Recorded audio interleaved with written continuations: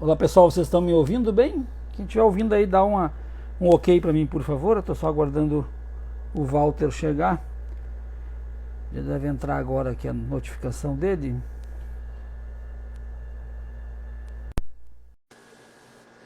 Vamos lá, beleza, Everson, tudo bem? Vamos esperar o Walter aparecer aqui. Olá, Opa, e aí, Walter, tudo bem? tudo tranquilo, por enquanto. Tá me ouvindo bem? Tô ouvindo bem, e você? Não, tudo tranquilo. Então tá, vamos, já tem 10 pessoas online, né? Já tá atraindo alguma Ó, coisa. Agradeço a todos os presentes, ao Everson mandando abraço lá de Portugal. O Walter conhece bem aí, Everson, tá? Mandando abração lá de ah, Portugal. Everson, amigo nosso que mora lá. Mas então tá, primeiramente, Walter, eu queria agradecer por ter aceito o convite, agradecer pela tua presença aqui, dizer que isso é realmente muito importante para a gente nesse espaço. Vamos aguardar um pouquinho, que eu acho que o Walter está com um problema de conexão. Tu tá me ouvindo? Tá me ouvindo? tô ouvindo, mas tava dando um delay aqui, uma trancada. Tá, tava dando delay, né? Então tá, então eu agradeci pela tua presença e agradecer pela presença das pessoas que estão aqui também, que já são 10 agora que estão entrando, e dizer que a nossa proposta então, de discussão aqui é dentro de tudo isso que está acontecendo, dessa quarentena, dessa pandemia, toda a situação que nós estamos enfrentando. Eu queria ouvir de ti também a questão da relação da humanidade com quarentenas e com pandemias, e, sobretudo, com tragédias ao longo da história, para que a gente possa entrar daqui a pouco também no debate sobre a construção de narrativas ficcionais.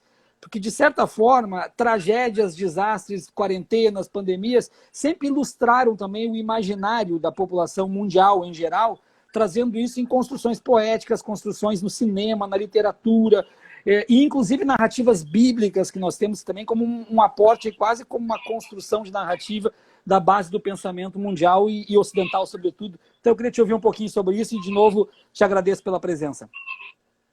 Eu que agradeço o convite, professor Viário. Fico muito feliz de estar aqui, porque eu e o professor Viário já temos uma amizade de longa data aí, e muitas conversas sobre muitos assuntos interessantes. E o assunto de hoje, ele obviamente é importante, porque nós da história muitas vezes somos colocados como uma profissão inútil, né? Perante grandes crises, grandes epidemias, Verdade. e no entanto nós temos nosso papel também, que é refletir sobre isso, refletir sobre as mudanças sociais que as epidemias ou pandemias geram, refletir sobre uma série de exemplos históricos que foram perdidos, talvez, e que podem ser resgatados e trazer à tona essas experiências, esses relatos de experiência. Sabe, professor Viário, que a palavra quarentena, ela é da língua vêneto, lá do norte da Itália, e essa prática começou lá no século XIV, na cidade de Ragusa. Hoje é na Croácia, a cidade mudou de nome, hoje ela se chama Dubrovnik, na Croácia. E foi lá que começou, na verdade, o Trentino. Era 30 dias que os navios chegavam, tinham que ficar em Trentino, e depois que se submeteu à quarentena, 40 dias, principalmente navios do Oriente e de lugares onde estava ocorrendo a grande epidemia da peste bubônica. Ela teve uma grande epidemia, mas depois teve várias ondas.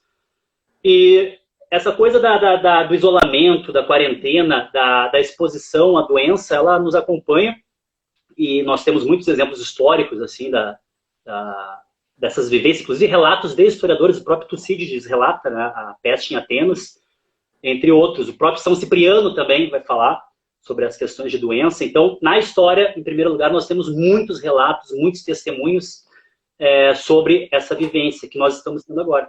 E aí você vê na ficção, isso aparece por quê? Porque a ficção, muitas vezes, ela traz uma representação, ela traz, não um reflexo, né, que fica muito mecanicista, mas ela traz uma espécie de projeção daquelas pessoas, daquele momento, daquele imaginário, e para nós historiadores, cinema, literatura, inclusive os jogos, que eu quero falar também aqui, os games, são interessantes para pensar isso. Claro que quarentena ela pegou também por causa do número 40, bíblico, né? A questão do retiro de Jesus no deserto, Moisés no Monte Sinai, é um número que já tem um certo peso em termos místicos, religiosos. Bom, Guerra e doença é uma coisa importante também de trazer aqui. Notem que a gripe espanhola, que vai ocorrer no 1918, ela ocorre exatamente no final da guerra. E guerra e epidemia, não só no sentido da exposição dos soldados, das tropas, a condições terríveis de vida, mas também o uso deliberado de agentes biológicos para a guerra, inclusive na antiguidade. Inclusive, na Guerra do Paraguai, aqui foi usado muito, né? Roupa com tifo, ou na época do Império Mongol, que eles catapultavam cadáveres. Vamos esperar. As maiores epidemias, e sem falar no grande genocídio nas Américas. Que este é talvez um dos maiores impactos em termos de demografia do mundo, com as doenças vindas com os europeus, com os colonizadores, e que dizimaram a população. Depois eu vou trazer um dado que eu peguei aqui. Então, as maiores epidemias, então, peste em Atenas, peste de Siracusa, no Império Romano, a peste antonina, peste justiniana lá no Bizantino, no Império Bizantino, na época do governo de Justiniano, e a própria peste, dita peste negra ou peste bubônica no século XIV. Mas outras doenças também importantes, né, Viaro? A cólera matou muita gente no século XIX. Então, eu, inclusive, vi uma tese sobre a cólera em Porto Alegre, em 1855. Não estou lembrando agora o nome da autora da tese, mas depois eu posso ver aqui. A tuberculose matou 1 bilhão entre 1850 e 1950. Varíola, 300 milhões. A gripe espanhola aí é bem complicado. Tem gente que tem estudos que colocam 20 milhões, 50 milhões, de 50 a 100 milhões. Eu vejo que falam de 50 a 100 milhões, perdem muito no número, mas daí, para a gente partir desses dados estatísticos, eu queria fazer algumas provocações interessantes aqui para ti, que é a questão, que a minha preocupação isso tudo é fato, isso tudo constrói, sobretudo, consequências muito grandes na organização social, na organização mundial. É praticamente impossível que uma sociedade saia ilesa e impune de um processo de pandemia, de um processo de tragédias e de catástrofes. Só que aí, quando a gente vai para a arte, ou quando a gente vai para o desenvolvimento tecnológico, no caso de gamers, mas que nós vamos, sobretudo, para construções ficcionais, narrativas, que requerem muita inspiração, parece, e eu quero largar essa provocação para ver se a gente chega a algum lugar, me parece que a capacidade humana ou a movimentação em torno de um objetivo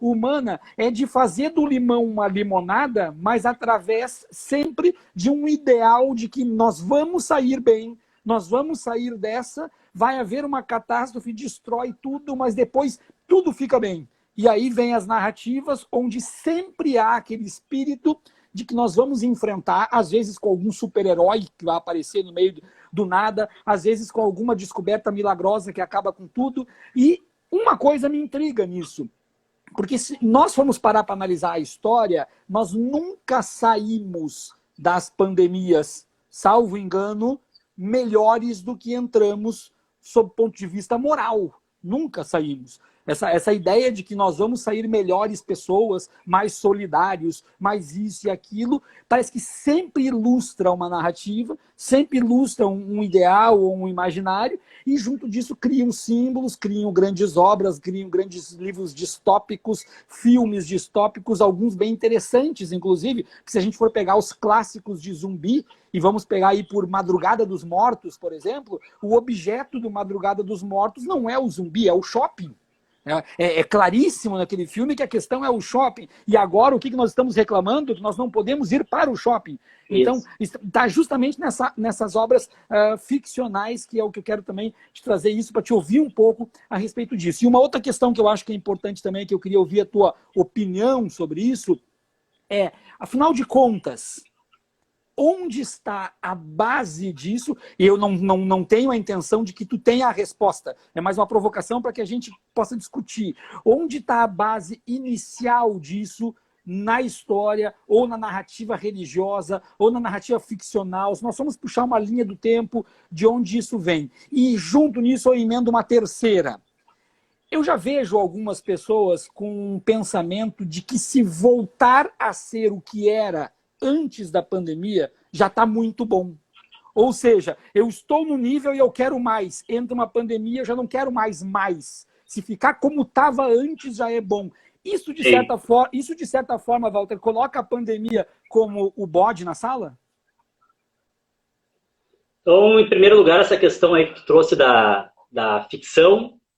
Em segundo lugar, a questão das mudanças do indivíduo que está vivendo, está vivenciando, experienciando essa epidemia. E, em terceiro lugar, essa sensação de que uma normalidade que nós tínhamos irá voltar. Então, vou pegar por aí. Bom, eu nasci em 80. Fiz 40 anos em quarentena agora, dia 4 de abril. Nasci em 80 e eu vivi a década da distopia. Eu vivi a chamada Lost Decade, década perdida.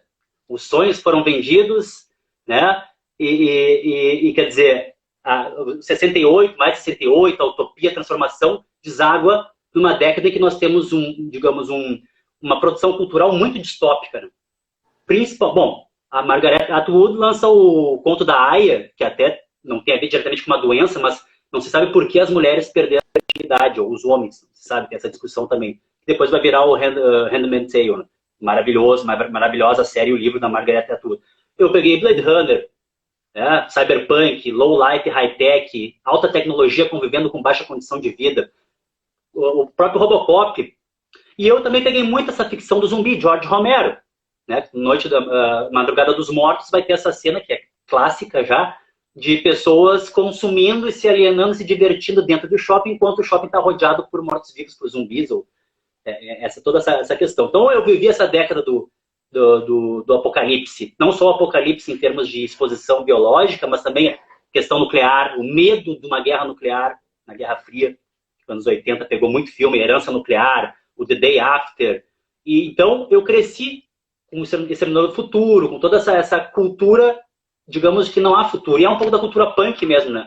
Nesse sentido de, será que esse capitalismo que nós vivemos, será que o capitalismo que nós vivemos vai nos levar, vai ter futuro? Talvez não tenha futuro. Então, nesse sentido, eu noto que a ficção, muitas vezes, ela consegue catalisar ou, de certa forma, tornar uma catarse e fabulação uma série de questões que nós não conseguimos compreender vivenciando elas. Que é a mesma coisa a questão da fabulação. Né?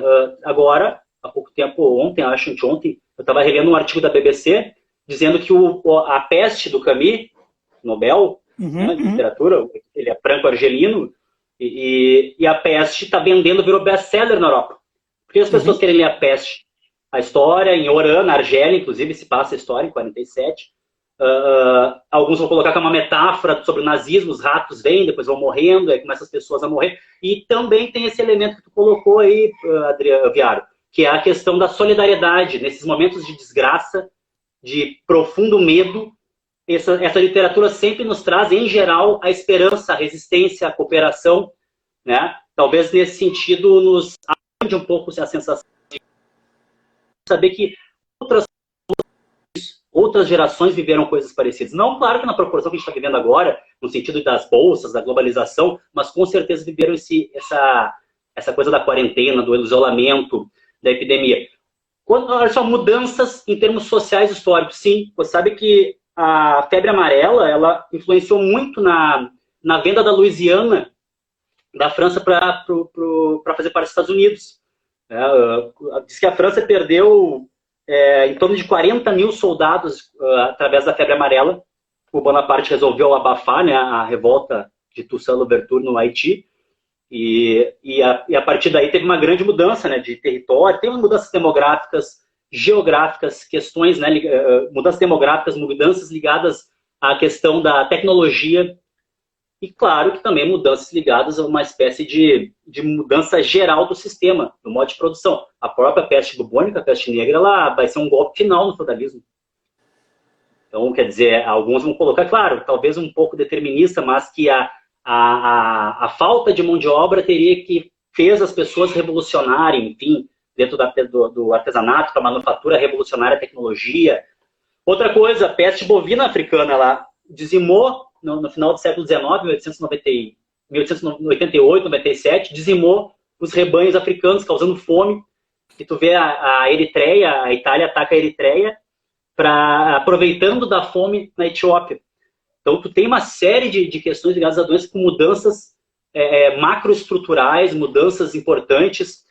Vejam vocês, a queda da dinastia Ming no século XVII também está ligado a pestes, né? No caso do chinês, foi em 1641, malária e peste atacaram a China.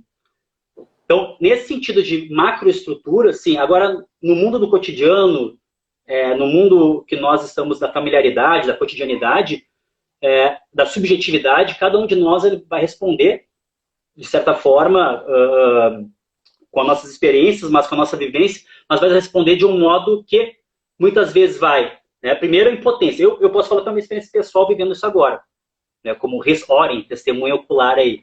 A impotência, das notícias, a coisa das notícias, né? Tu não sabe se a informação, tu tem que verificar se a informação é válida. Isso aparece muito nos filmes, no Contágio, no próprio Epidemia, né? Essa coisa que nós estamos... Quando eu vi o Contágio, depois eu quero voltar a esse filme, eu revi ele agora há pouco, eu fiquei impressionado. Disse, caraca, tem muita coisa interessante para pegar na ficção. Por quê, Viário? Só para resumir essa questão. A ficção e a história, no caso, por exemplo, que eu gosto muito, que é a ficção científica. Parece que o presente, ele projeta um passado. Vamos pegar um filme histórico qualquer aí. Esse filme histórico que nós vamos pegar, seja ele, eu gosto muito de usar o 300 ou o Cruzada, ele como fonte histórica, ele serve muito mais para o período onde ele foi produzido do que o que ele visa representar, assim como a ficção científica. Muitas vezes eu já falei isso, a ficção científica dos anos 60 é uma Jornada nas Estrelas, uma coisa mais limpa, Perdidos no Espaço. Pega nos 80, onde a gente cresceu, onde eu cresci. É distopia o tempo inteiro. Apocalipse, pós-apocalipse, Mad Max, o próprio Robocop, né? Empresas que criam insegurança para vender segurança. Então, nessa questão da ficção, tem uma série de questões que, de certa forma, a ficção parece que ela condensa uma série de sentimentos subjetivos. Claro que o autor tem sua experiência pessoal, tem sua impressão, mas ele também é um catalisador de imaginários, de vivências, de relatos que ele ouviu, que ele viveu, que ele assistiu. Então, nesse sentido, parece que a ficção faz uma espécie de fabulação, e também não só isso. Livros sobre história das epidemias estão vendendo muito. Eu peguei um aqui bem interessante, depois eu vou citar ele para vocês, se quiserem ir um pouco além, que traz um pouco sobre essa questão de todas as epidemias que o ser humano está vendendo, virou best-seller. Uhum. Então, a questão histórica, muitas vezes, ela não... Os livros de história, você sabe bem como historiador, que historiadores escrevem para historiadores, infelizmente. Sim, nós temos vícios de academia que fazem muitas vezes com que a gente acabe discutindo o jornalista que se mete na produção historiográfica, mas que não tem algum método, mas tem uma linguagem muito mais afável, muito mais macia, muito mais soft e que atrai. Eu queria, já te devolvo a palavra de novo, só fazer uma digressão.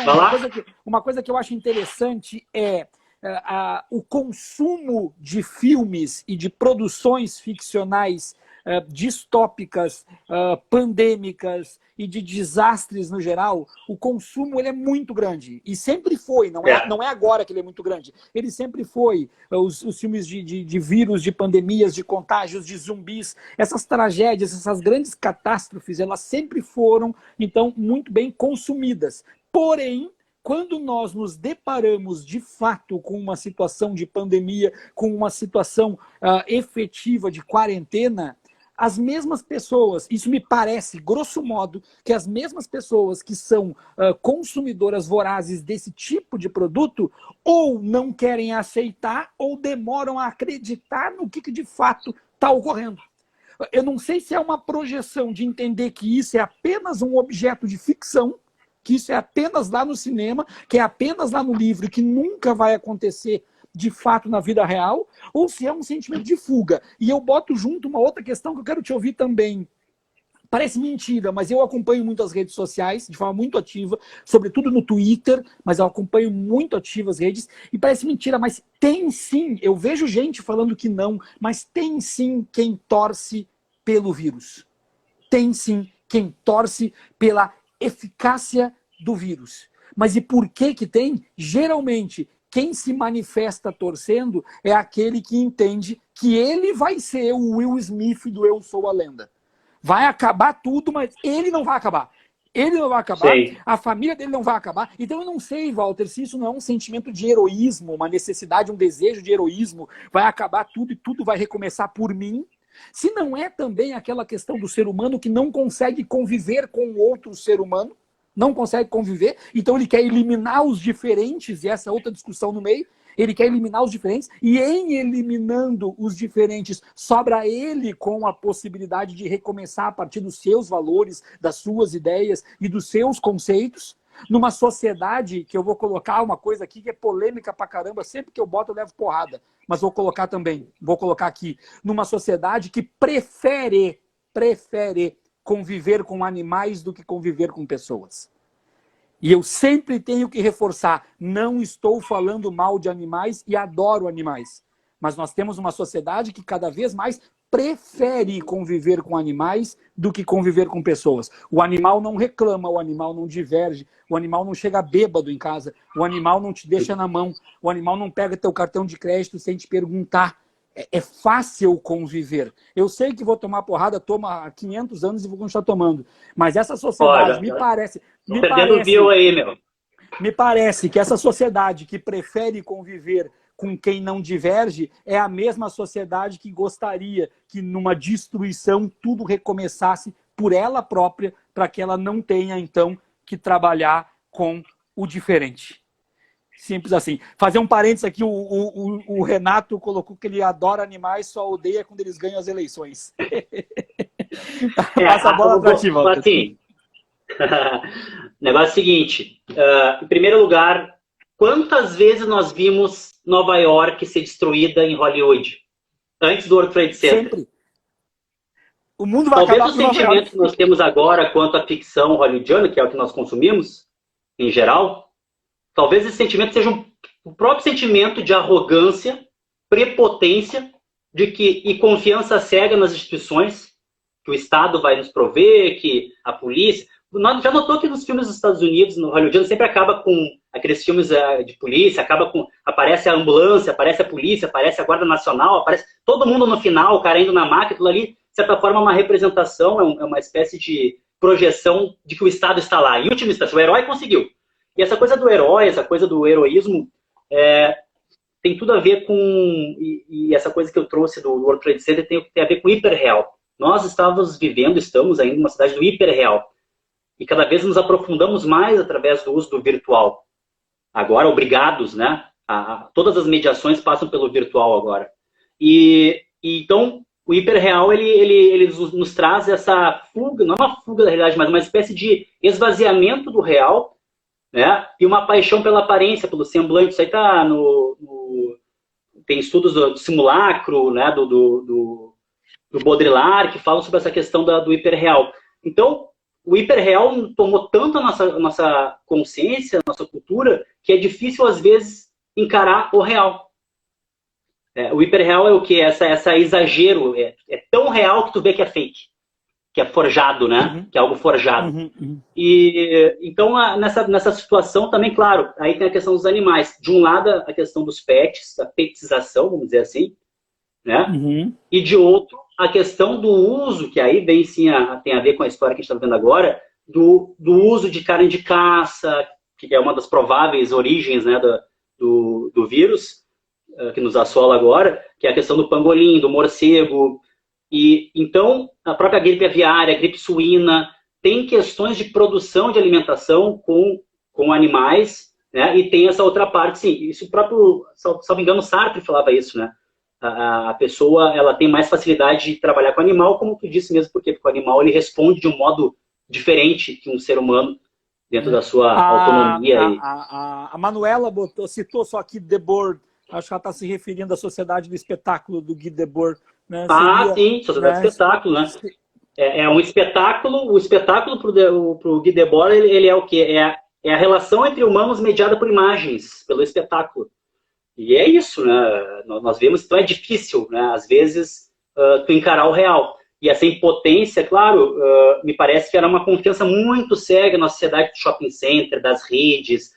E quando acontece uma crise dessas, cai o nosso chão, dá uma vertigem, a famosa vertigem, o mal-estar. Quer dizer, uau! E agora? Cadê toda aquela certeza que nós tínhamos? Eu como vivi os anos 80 e 90 depois, né? Eu acompanhei muita coisa, muito filme, muita... Vamos lembrar alguns aqui. Queria lembrar uns contigo, ver se tu viu alguns. Bom, o texto chegou a jogar o Resident Evil, tá? Até o pessoal falando em President Evil, né? Que eu não, é um jogo... não cheguei a jogar, mas eu conheço. Eu não cheguei a jogar, mas eu conheço. O pessoal fala... Eu joguei na época do PlayStation, lá, eu acompanhei e tal. E eu sou da época do telejogo, tá? E do Atari. Então, era o que? Era Umbrella Corporation, sempre essa coisa de uma corporação, uma necrocorporação, que comete um crime contra a vida, vaza uma exposição biológica, uma arma biológica, enfim. E aí começa a epidemia. O próprio George Romero, que é anterior aos anos 80, mas eu me lembro que... Pô, eu vi o filme do George Romero no cinema de Alegrete, cara. Isso lá em 90 e poucos, imagina. E nos anos 80 não só esses filmes, mas um pouquinho mais adiante, tu tem um filme muito interessante que fala um pouco sobre o hiperreal, sobre o virtual, que se chama Johnny Mnemonic, de 95, é com o Keanu Reeves, com o Dolph Lundgren, lembra? E esse filme é interessante porque é um personagem que aparece citado no livro Neuromancer, do William Gibson, que é o livro que vai inaugurar a literatura cyberpunk, hackers, ciberespaço, e nesse filme é interessante, tem uma doença devido à exposição massiva à informação. As pessoas estão doentes porque estão consumindo muita informação e é uma espécie de alergia a ondas Wi-Fi eletromagnéticas que surge nos corpos. Então esse filme ele traz muito essa questão. Eu acho que um filme que deve ser analisado sob a luz da quarentena, da pandemia, e sobretudo o que vem depois de tudo isso, deve lembrar de um filme que no Brasil ganhou a tradução de O Demolidor, com a Sandra Bullock. Demolition Man. Com Sandra Bullock, com o Sylvester Stallone e com Wesley Snipes. Se alguém aqui, os 37 que estão online, primeiro eu quero agradecer aos 37, porque eu estou me sentindo... Muito obrigado. Eu estou me sentindo como professor numa sala de aula lotada, 37, né? Então, é uma sala de aula difícil de se lidar, né? Tanto é que um desistiu agora, de tão difícil que já é 35 agora. Mas então, se alguém que está aqui não viu, veja esse filme. Demolidor, se eu não me engano, é de 99 ou de 2000. Ele é ali bem na virada do século, onde traz, então, a Sandra Bullock, ela tem um nome, o sobrenome dela na história é Huxley. O sobrenome é Huxley, que é em homenagem ao Admirável Mundo Novo do Aldous Huxley, né? Então, e o que tem de interessante ali? Que é uma sociedade distópica, mas uma sociedade extremamente moralista. Uma sociedade positivo, é o poder do positivo. Uma sociedade que não fala palavrão, uma sociedade que não toma álcool, que não consome drogas, que não come carne. Não faz sexo. Que não faz sexo, o sexo é virtual. O sexo é só virtual, hein? Né? É extremamente influenciado pelo Admirável Mundo Novo, pelo Nós... O Márcio mandou ali, 96 do ano do filme, desculpe. Aí, ó, muito obrigado, Moisés. Então, esse filme, e aí vem a questão, eu não falei da questão mais interessante do filme ainda.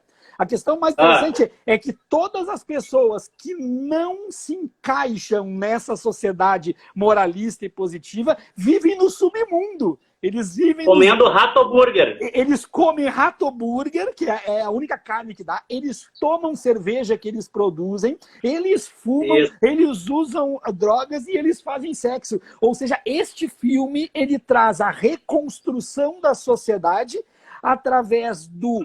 Tudo que se faz hoje não presta, todo o consumo não presta, e quem quer manter a moda antiga vive no submundo e é escanteado literalmente para baixo do tapete. Porque o poder público no filme, fica bem claro que o poder público sabe da existência dessas pessoas e as mantém, então, longe de tudo isso. Tem algumas questões no filme que nunca foram explicadas, como é que funcionavam as conchinhas no lugar do papel higiênico. Né? Concha, pô, um mistério para limpar a bunda, né?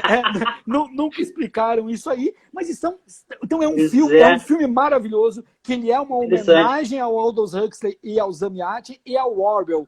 É uma homenagem aos três. E dá para fazer uma análise fantástica, porque o sexo virtual, com a troca com capacetes para evitar a troca de fluidos, sem troca de fluidos. Aquilo ali é Aldous Huxley puro. Porque, o que isso quer dizer? O que tem a ver isso com Aldous Huxley? É que o sexo não sendo presencial, esse sexo vai fazer com que não nasçam pessoas diferentes daquelas que nós queremos que venham a nascer, já projetadas em proveta, em laboratório, para que nasçam as melhores pessoas possíveis e com isso se controle. Eu acho que e essa era a principal proposta da nossa conversa, né? Eu acho que a ficção, a distopia, o filme de cataclismas, eles nos explicam muito porque a vida acaba, sem sombra de dúvidas, imitando a arte. Tem um filme, esse filme também tem uma coisa interessante, o Demolidor, que em certo momento eles estão ouvindo rádio e as músicas todas são jingles, né? Antigos jingles, não existe mais música. A música que eles ouvem são músicas de propagandas antigas, jingles, etc. Muito interessante.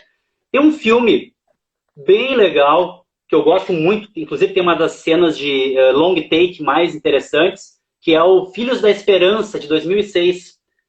Esse filme é o seguinte, ó, uma doença, esse filme é muito interessante, uma doença, não lembro agora se foi um vírus, faz algum tempo que eu vi, tornou as mulheres do mundo inteiro inférteis. O mundo respondeu a isso com um neofascismo biopolítico, no termo Foucaultiano mesmo, né? Quer dizer, vocês sabem que para Foucault existe o poder disciplinar, o biopoder, depois o próprio Mbembe vai desenvolver a noção de necropoder, né? E a própria, o Banerjee vai desenvolver o necrocapitalismo. Então, esses poderes começam a fazer uma triagem de pessoas, né? Racialização a toda força, volta com tudo, xenofobia. E aí, a mulher, a menina, na verdade, ela tem 18, 17 anos no filme, a personagem, que fica grávida é uma imigrante negra. E aí todo o filme rola o pessoal atrás dela, os poderes para... Né? Nós teríamos a primeira criança a nascer no mundo depois de 18 anos era filha de uma africana, de uma imigrante na Europa. Então é muito interessante esse filme. Ele lembra um pouco essa coisa do conto da Aya, da Atwood, né? Do livro da Atwood. Outro filme legal que deve lembrar que tem a ver com exposição biológica, que me dava um pavor terrível, que é o Invasores de Corpos, aquela versão com o Leonardo Nimoy, que fez o Spock, que os caras viravam uns pepinos assim, e aí depois renasciam. É muito bom, nós estamos conectados. Aí quando te viam na rua e tu não era, eles gritavam assim. Oh! Cara, aquele filme, eu sempre tive muito medo de filme de padre, exorcismo, de espírito e filme de doença. Esses filmes assim... Tem um filme que eu gosto, que é o Enigma de Andrômeda, de 1971. Esse filme vem uma doença do espaço. Aí a coisa fica completamente diferente. Né? Como combater uma doença de outro mundo? Mas tu viu que agora começa mas agora começa a surgir de novo com muita força as narrativas de que a humanidade é um projeto alienígena e que com a pandemia, na verdade, são os alienígenas que querem acabar com o projeto e acabar com a humanidade. E a gente acha... Estão jogando Civilization. A gente acha graça, mas tem gente que levanta esse tipo Eu tô rindo de nervoso. Tem gente que levanta esse tipo de possibilidade e traz isso para o discurso. Inclusive, tem canais no YouTube e se sentem sérios, honestos, e que isso deve ser levado em consideração. Outro importante é o ensaio sobre a cegueira, né? Ensaio sobre a cegueira do Saramago. Sim. E aquele conto que tu me emprestou, foi o livro do... Eu esqueci o nome do conto, me emprestou o livro do Cortázar. Sim, o conto dos carros, né? Exato, não fala de doença, mas fala de colapso social e de como que relações, poderes, micropoderes se unem, né? Se criam, se recriam, se reconfiguram, autoridade, hierarquia, como é que se constrói. Esse conto é muito interessante, é muito bom. Muito obrigado pelo teu livro aqui ainda, hein? Depois da quarentena, tem que sobreviver. Não, a gente tem que largar na rede esse livro aí, tem que digitalizar ele. Esse livro é muito bom, cara. Bom, então voltando um pouquinho aqui a nossa proposta, eu queria ver contigo o seguinte. Então, com isso a gente está falando já sobre as obras ficcionais, sobre os livros, sobre os filmes, mas ainda a minha maior preocupação em relação a isso, eu não sei se tu está me ouvindo agora, eu acho que deu um... O Alex falou aqui do Doador de Memória. Alex, o Doador de Memória, ele é um filme basicamente inspirado em duas grandes distopias. No Admirável Mundo Novo, do Aldous Huxley, e no 1983, do George Orwell. Tá? Esse filme, Doador de Memória, ele é muito bom, e ele traz os elementos destes dois livros, tá? É até importante fazer um parênteses, porque esse filme eu já utilizei ele em sala de aula, inclusive, o Doador de Memórias. Ele traz do Orwell a questão, então, do grande irmão, do olho que tudo vê, com aquele holograma dentro das casas. Ele traz do Huxley a divisão da sociedade em castas, onde cada espaço vai fazer só aquilo que lhe foi determinado. E existe, inclusive, uma outra série distópica, uma trilogia distópica, que é o Insurgente, Divergente, e não me lembro qual é o nome do outro agora, que traz também essas Detergente. divisões. Já é uma divisão em obras ficcionais de colocar a pessoa nasceu para fazer tal coisa, vai ser de tal grupo. Sim. Nasceu Os para tal alfa, coisa, os beta. Exatamente. Então, isso aí é uma ideia lá atrás do Evgeny Zamyatin no Nós, onde ele coloca isso e dá base para o Huxley no Admirável Mundo Novo, que é essa ideia de que uma sociedade só vai ser construída de uma forma eficaz, que não vai ter problema, retirando dela, então, os seus sentimentos vitais. E isso é uma coisa muito presente no filme Doador de Memórias, onde as pessoas não amam. Elas não amam e a sociedade é cinza, ela não possui cores.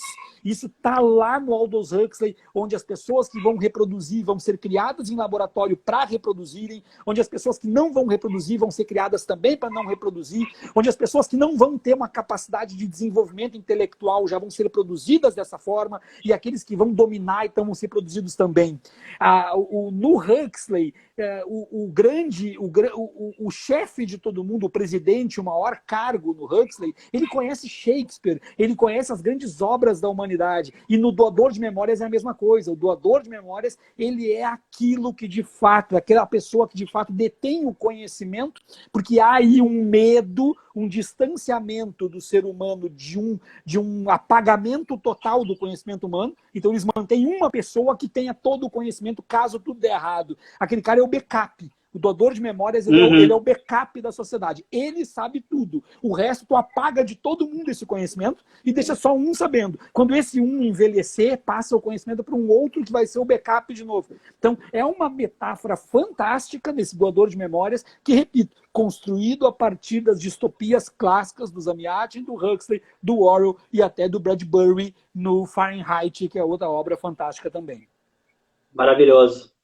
E o pessoal tá bombando ali no chat ali, que o pessoal falou do Duna, não sei se é do Duna, né? Do romance. Série brasileira 3% da Netflix. É uma distopia Bacurau. fantástica. Tá? Uma distopia fantástica. O Minority Report também, outro filme interessante. Eu confesso que do 3% eu não olhei a terceira temporada ainda, olhei só a primeira e a segunda. Tem uma outra distopia brasileira no Netflix agora, que é o Onisciente, que existem drones que supervisionam a vida de todo mundo. Então, o importante aqui na nossa conversa é a gente centralizar a questão de que forma, né? É sabendo que o que isso representa para nós? É que nós temos uma base de construção de narrativas ficcionais que é sólida, que cria de forma diacrônica toda uma raiz para outras obras ficcionais de mesma natureza, ou com algum tipo de diferença, mas mantendo a mesma base. E a gente se depara agora com uma pandemia, com uma quarentena, e parece que essa mente humana, que tem uma capacidade incrível de criar situações distópicas, de criar situações pandêmicas, não sabe lidar com uma situação pandêmica de fato. Tá? O Renato falou que a melhor distopia brasileira é bolsonaristas versus moristas. Realmente, Renato, essa é uma distopia onde dois lados... Distopia real. O mesmo lado é dividido em dois lados da mesma moeda. Não sei se eu me fiz entender também. Mas eu queria te ouvir um pouco, Walter. Eu queria propor um regresso agora na nossa linha do tempo aqui e queria te ouvir a respeito, lá atrás, da narrativa bíblica. Lá atrás, na construção da narrativa bíblica, o que foi essa base, essa relação da sociedade com situações de tragédia, com situações de pandemia, desde quando... Porque a gente pode pegar até as pragas do Egito, por exemplo, né? Mas eu sei que tu tem uma contribuição interessante em relação ao totemismo, em relação a Moisés, em relação a tudo isso, e o que a gente pode fazer para explicar isso aí?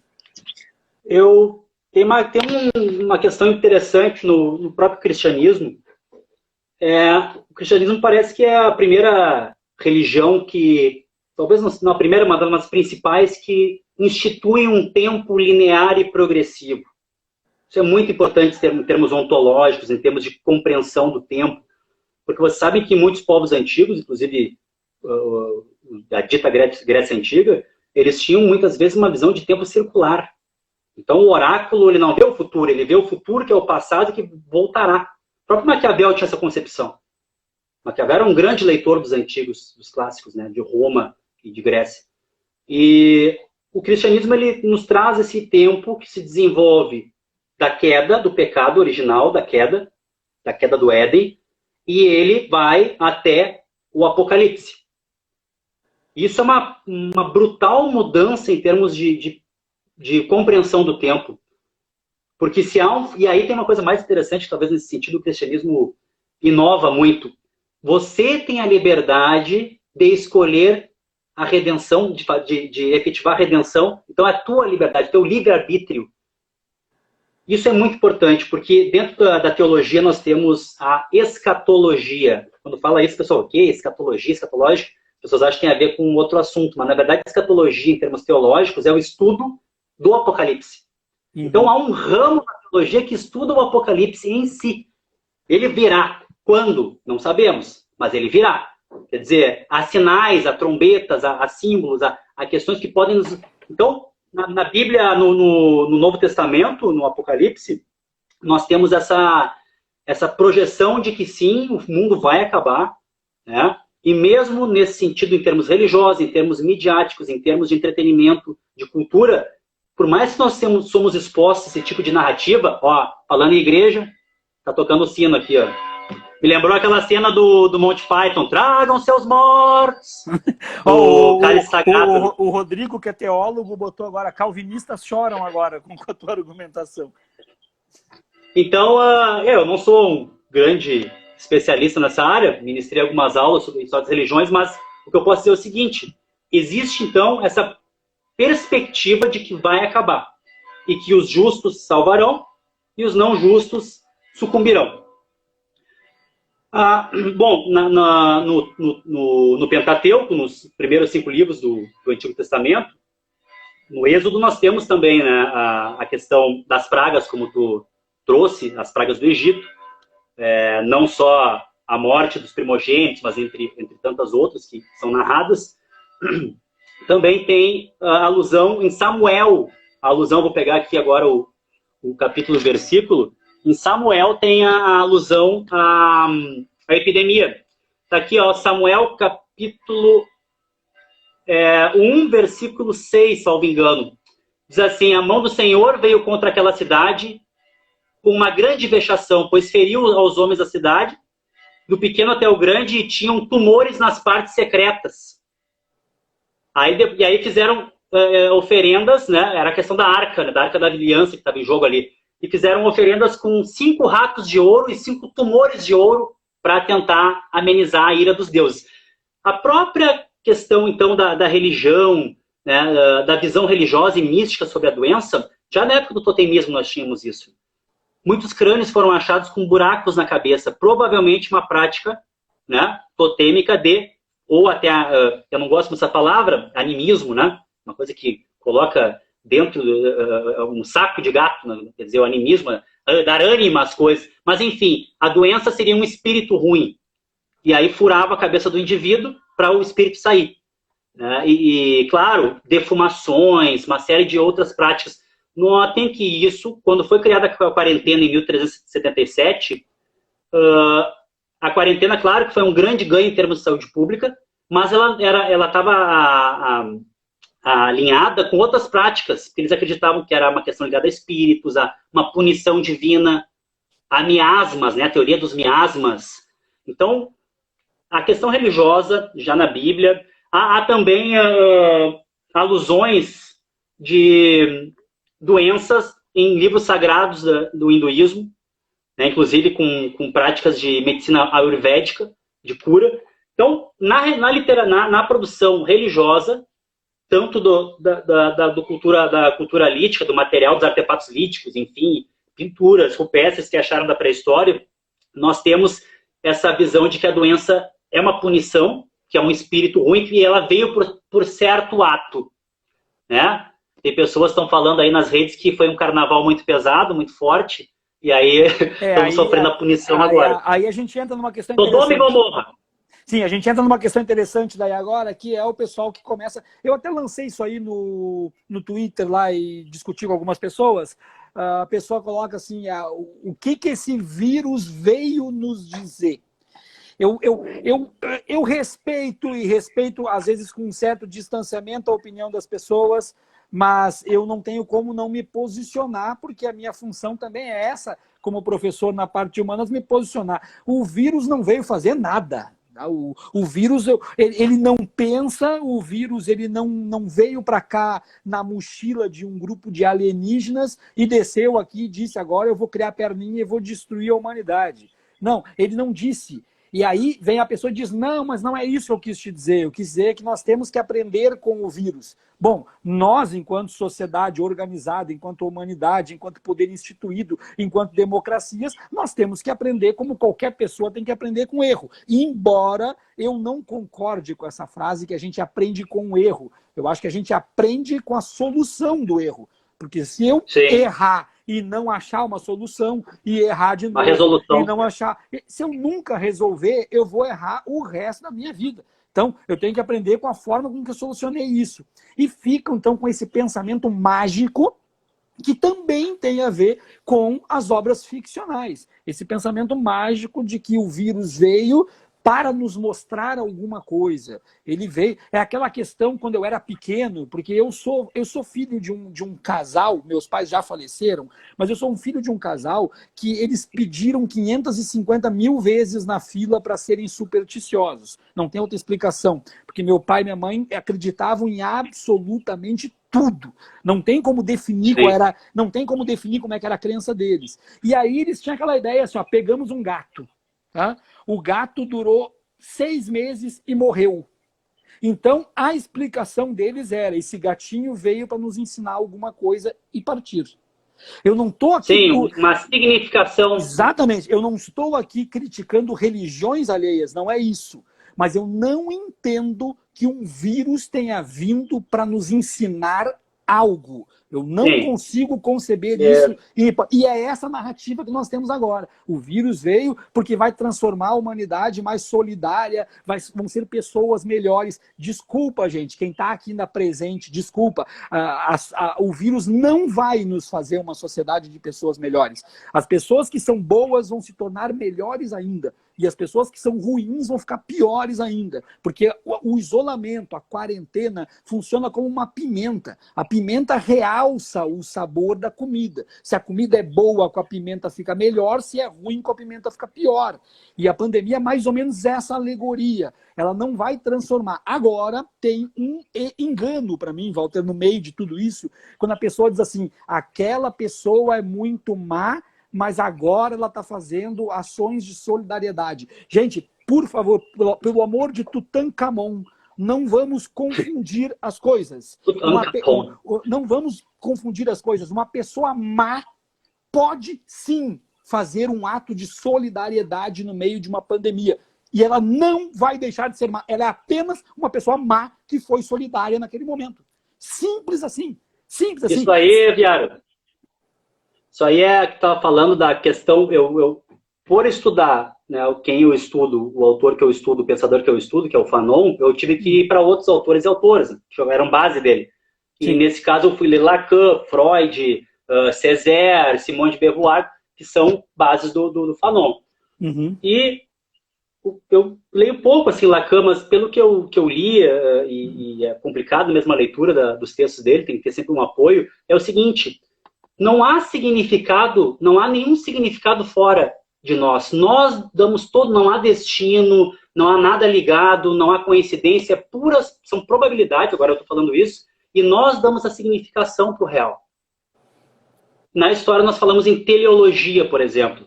Quer dizer, uma teleologia pré-colonial, pré-colombiano. Quer dizer, toda a história dos povos aqui da Mesoamérica e da América do Sul, parece que estavam esperando o grande evento teleológico, isso é teleologia, então é a crença que há um sentido na história, a crença que há um objetivo a chegar. E isso vem do cristianismo. Porque há um objetivo na história, né? A história, ela vai até o Apocalipse. Sim. Já está escrito, né? Já está dado. Então, eu acredito que, claro que existem condicionantes de classe, de gênero, de raça, sistêmicos, estruturais, mas eu não tenho essa crença em destino que vai nos redimir. E a própria ciência está imbuída, né, não só a religião, mas a própria ciência, o mito do progresso. Onde está toda a parafernália tecnológica que nós produzimos? Onde está toda essa nossa arrogância? Às vezes parece que a gente está vivendo um pouco uma nova... A gente viveu uma belle époque, vamos dizer assim, né? Aquele momento do século XIX que as pessoas, principalmente a burguesia, uau, como nós somos foda, nós queremos tecnologia, ciência, estamos num momento de grande redenção da humanidade, e aí veio a Primeira Guerra. Antes dela veio o massacre na Namíbia, do Zereiro, que foi o ensaio do nazismo ali. Quer dizer, até que ponto a tecnologia, a ciência, em prol de certos interesses, no caso do capital, do lucro, elas servem para nós. Né? Quantos bilhões se gastaram em armamento, em guerra biológica mesmo? E quanto se gastou em termos de medicina? Né? É complicado isso, porque, sim, as pessoas elas têm a facilidade, elas têm esse conforto de doar a sua liberdade para um destino cego, para Deus, né? Para um Deus perfeito, onipresente, um Pai que está no céu, que olha por nós. Então, claro que é muito confortante isso, e a ciência não conforta ninguém. A ciência não conforta, a religião conforta. Então, nesses momentos, nós vemos também a ebulição de visões, né, messiânicas, de visões de profetas, não só no sentido religioso, mas vai acontecer isso, vai acontecer aquilo. Então, tudo isso tem a ver com a teleologia, é quando nós damos um sentido à história. Né? Às vezes até algumas pessoas ligadas à esquerda mesmo, né, vão ter essa visão praticamente messiânica, né? O comunismo virá, é o paraíso na Terra. Né? Ele cairá de maduro da árvore e brotará. Então teleológico. Eu comecei a perceber, eu vou aqui começar a encaminhar o nosso final, porque a gente tem que terminar em 8 minutos, porque o Instagram nos derruba em 1 hora, tá? Mas então vou começar aqui a encaminhar o final da seguinte forma. A gente tem aí 8 minutos, dá para fazer bastante coisa. Eu percebi lá no início da nossa quarentena, porque quarentena não, isolamento social, nós não estamos em quarentena, nós estamos em isolamento social. Quarentena é todo mundo trancado e quem sair toma até porrada. Então as pessoas estão tendo uma ideia errada, eu estou em quarentena. Nem sabem o que é quarentena. Tá? Nós estamos em isolamento social. Então quando começou o nosso isolamento social, que foi 18, salvo engano, 18 ou 17 de março aqui no Rio Grande do Sul, estou falando do sistema de ensino, escolas. Então o que acontece? Eu comecei a ir no supermercado de 3 em 3 dias e ali... de 3 dias, eu já percebi uma coisa, mandei para um grupo de WhatsApp de amigos que eu tenho e disse para eles, estou mandando o áudio para vocês, mas é para ficar registrado o que eu acabei de ver, que me deixou, assim, atucanado o que eu acabei de ver. E o que é que eu tinha visto? Eu estou querendo aqui trazer agora a discussão para o campo da democracia e da política, tá? O que eu tinha percebido? Lá no início, eu já percebi gente utilizando máscara, fashion, combinando com o detalhe da bolsa. Lá, no dia 17 de março, eu olhei aquilo e mandei para os guris. Olha que gurizada. Ó. Máscara Louis Vuitton. Exatamente. Falei aqui, ó, gurizada, negócio é o seguinte, ó, tem gente que não tá nem aí para quarentena, para pandemia, para coisa nenhuma. Tá, agora lembrei. Foi no avião. Eu tive que viajar para o Rio de Janeiro nessa primeira semana de quarentena e na entrada do avião tinha inclusive uma manifestação a favor do governo em São Paulo muito forte. E aí o pessoal estava entrando no avião todo de verde e amarelo e a máscara era a máscara verde e amarela de um tecido todo diferente. Agora, já instaurada e implantada a quarentena ou o isolamento social, nós temos um estilista em São Paulo, que está vendendo máscara a R$600. Só que não é nem máscara, é um apetrecho com pérolas que tu coloca por cima da máscara. Ele está vendendo a R$600. Interessante. E ele disse que não está dando conta da quantidade de pedidos. Sim. Não está dando conta. Então, aí, a provocação que eu quero te colocar, e vou dizer assim, ó, tu tem 4 minutos para responder, tá? A colocação é o quê? Dentro desta questão do vírus ser ou não ser democrático, da pandemia ser ou não ser democrática, o que tu imagina? Eu sei que perguntar para historiador sobre futuro é a pior coisa do mundo, porque nós sabemos é de passado. Mas o que tu imagina que possa acontecer nesse sentido que eu coloquei aqui, se esse isolamento social durar mais 3 meses? Rapidamente, então, agradecer a todo mundo, agradecer o convite. O pessoal tá. Ó, o professor Márcio aí falou sobre a questão dos símbolos no nosso chat aí. A Manuela citou o Benjamin, a questão do messianismo, também bem lembrado. Até o Dogma de Cristo ali foi citado, que era um livro que eu trabalhava muito na história das religiões, lá na FAPA. Então é o seguinte, eu sou muito pessimista. Talvez por ter nascido nos anos 80.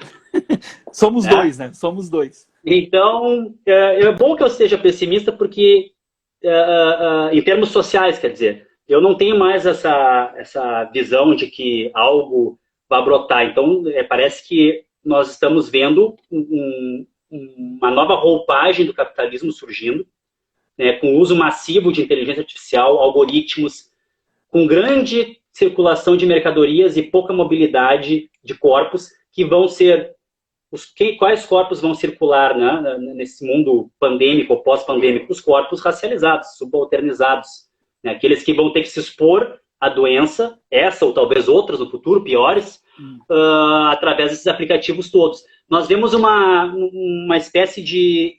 Está sendo injetado muito dinheiro, uma espécie de virtualização do capitalismo, né, para tentar salvar o capitalismo mundial e a globalização. Parece que as experiências da Ásia, e aí eu trago um pouco do Byung-Chul Han, nesse texto que ele escreveu sobre esse autoritarismo digital na China e como o Big Data lá tem contraditoriamente ajudado a combater a pandemia. Sim. Só que na China nós temos o governo controlando diretamente o recolhimento de Big Data, de algoritmos de rosto, reconhecimento facial, até o modo que tu caminha pode ser reconhecido. No Ocidente nós temos empresas controlando isso, a Google, entre outras empresas de Big Data. Agora a grande questão me parece que o futuro se tornará mais autoritário, né?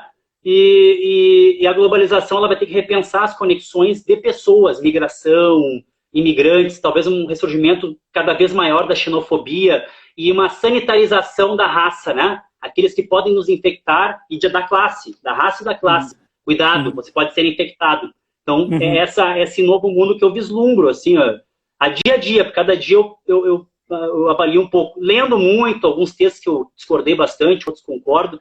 Esse do Han eu achei interessante. Então, me parece que esse tipo de capitalismo de não pensar no fim, porque eu lembro uma frase do Mesaros que diz assim, hoje é mais fácil pensar no fim do mundo que no fim do capitalismo. E assim eu deixo essa reflexão para nós. É mais fácil pensar no fim do mundo que no fim do capitalismo, no fim da humanidade. Então, nós estamos, sim, dentro de uma distopia real. E vamos vivê-la nos próximos tempos. Também. Walter, obrigado demais. Nós temos aqui 1 minuto e 43 restantes. Gente, agradeço a todo mundo também. Já estendo o convite, porque agora às 7h30 eu recebo aqui também o teólogo, pastor e mestre em ciências da religião, Ricardo Gondim, líder da Igreja Betesda de São Paulo, que é uma força de resistência progressista dentro do cristianismo.